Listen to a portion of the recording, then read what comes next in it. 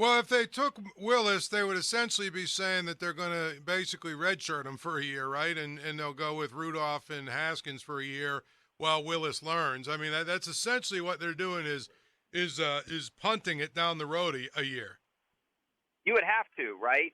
I mean, Colbert said he's comfortable. Maybe that's why Colbert keeps saying I'm comfortable. Mason Rudolph as a starter and keeps bringing up his 5-4-1 winning record. If you draft a guy like Malik Willis, you gotta, you're not. He's not going to be your starter this year. He might be in some sub packages, right? He could be maybe like a Slash, a Cordell Stewart type until he's ready to go. But how long is that going to take? And then what kind of situation does that put Mason Rudolph in? I know he's not the quarterback of the future, but it doesn't even give him an opportunity to not look over his shoulders either. And what if he does bad? And then everyone forces, everyone wants to see the backup. Then you're kind of pushing the backup. Maybe you're pushing Malik Willis ahead of schedule. So it could do both quarterbacks a disservice if that's the scenario. Right. I mean, I think that's the thing. You look at the other quarterbacks. Sam Howell is a guy that's out there. How about some of these other guys that are out there that we haven't really heard about? You know, E.J. Perry from Brown, Brock Purdy, Cole Kelly. There's a whole bunch of other guys out there. How about Matt Corral? Has there been any buzz about any of these other guys? Well, Matt Corral did tell me today that he had talked to the Steelers, but didn't like really elaborate.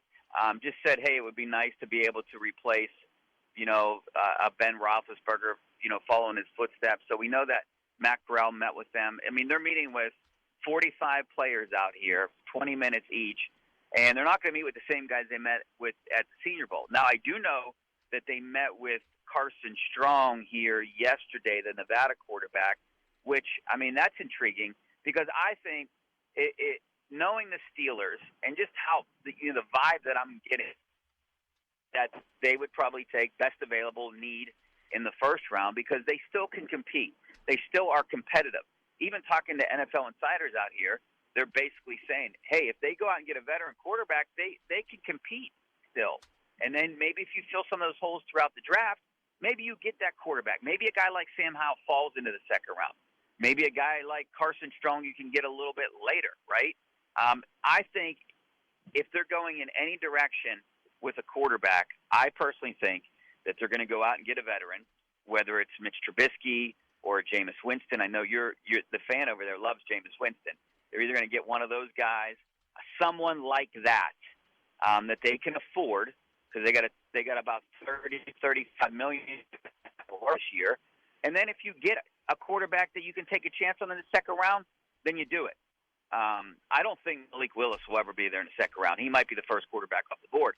But when you talk to all these guys, Matt Corral, Sam Howell, Malik Willis, and Kenny Pickett all said they're the best quarterback in this year's draft. Yep. I mean, again, well, of course they're going to say that. I mean, obviously they're all going to say it. If they don't, I would be a little bit nervous if they didn't say they were the best quarterback in the draft.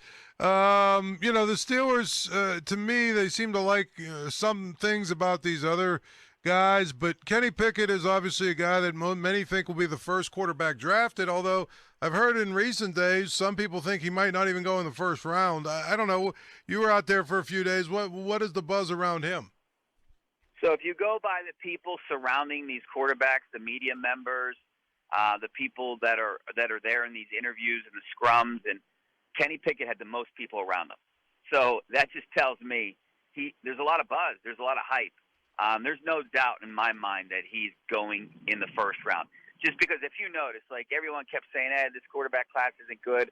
Well, now people are starting to say, well, they're okay. We got a couple guys with arms. And the closer you get to the draft, the more I think teams are going to buy into the fact that these quarterbacks might be better than they are. They're going to be overrated. And then, these guys are going to get drafted much higher than they're supposed to. And I think that's what's going to happen. You got 3 to 4 teams ahead of the Steelers that could draft the quarterback. What if they all take a quarterback? What's going to be left? We don't know. Maybe a Sam Howell, maybe Desmond Ridder. I mean, these guys. I would feel very uncomfortable if the Steelers took a Ridder in the first round. He might have some upside too, but I don't know. I just feel like that is the situation the Steelers in. they're not in the top 15, the top 12, where you might have a chance at one of these guys. They're at 20. So I think teams like Carolina, Denver, Washington, Indianapolis, all these teams that are ahead of them might take a quarterback. And then where does that leave the Steelers? The fifth best quarterback on the board in a low-rated quarterback draft. I don't think that's good. I mean, what do you think they're going to do? What do you think? The Steelers? I don't think they're. Yeah. I don't think they're going to take a quarterback. If Malik Willis is there, it would be really interesting, because he does seem to be the one guy that they think, well, maybe he has the upside to be, a big time quarterback. Right? A Lamar Jackson type, right? Yeah. I mean, would you want Lamar Jackson as your quarterback, or do you want a Joe Burrow type? I mean, Lamar Jackson, every play, there's a chance that he could get hurt, right? I would not want that. My point is, it seems to me like the Steelers are enamored with the idea of going out and getting a guy who like him, right? And so, to me, they're not going to use a first-round pick on somebody that they don't think is going to be a franchise-level quarterback. And I think I think he's the only one that they think has the potential for that. Yeah, and I don't know if there's any other guy. That's exactly what I was going to say. I think potentially he could turn in because he has the most upside, because he's so athletic that he could turn into that guy. But how long do you have to wait in order to see that? Well, again, question. that's going to be the big question, right? I mean, that's going to be the big question if you ask me. Yeah, then the Minkah Fitzpatricks are going to be gone, and Cam Haywards are going to be gone, and you're basically in rebuild mode again.